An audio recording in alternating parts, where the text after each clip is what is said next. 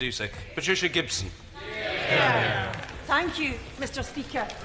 The case against renewing Trident is quite simple and plain to us on these benches and to the vast majority of the people of Scotland, the Scottish Parliament, Scotland's MPs, MSPs, Scotland's churches and civic society.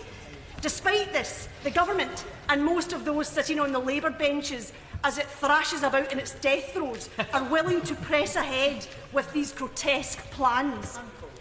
To spend up to £205 billion on the lifetime cost of replacement is simply immoral.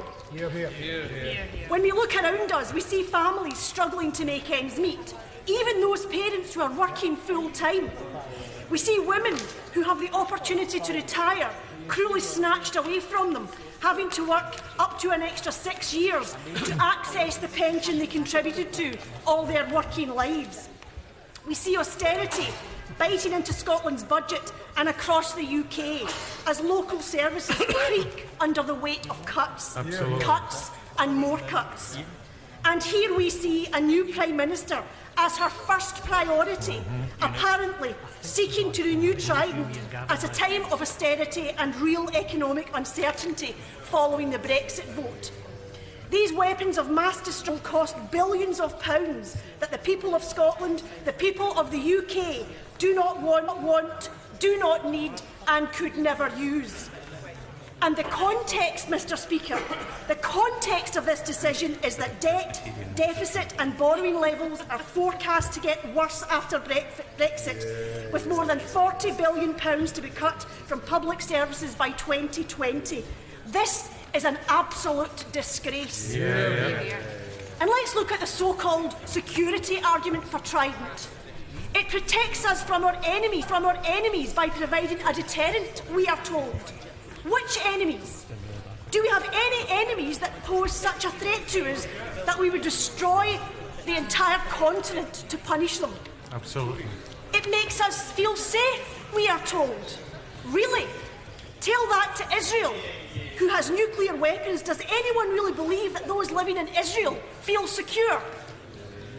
The fact is that the biggest threat to our security are from terrorism. Trident does not protect us from that. In fact, it makes us a target. Does anyone seriously think that terrorists who are willing to wrap themselves in explosives and walk into a restaurant to detonate those explosives will be deterred by Trident? Because that is the most likely and most worryingly the most common threat we face in this new world order. Mr. Chair, it really is time for the UK Government to stop trying to strut around the world, measuring the size of its warheads against the size of other countries' warheads. As for the argument that we need to renew Trident because of jobs, well, perhaps the trade union Baron Len McCluskey should take that matter up with his counterparts in the STUC. A report has shown that many of the skills used by Scottish workers could be transferred.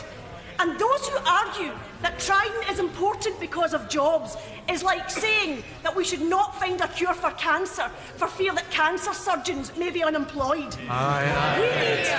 We need Mr. Chair, we need to get a moral grip. It cannot be justified morally, financially or economically. And that's why we can't win in Scotland. Order.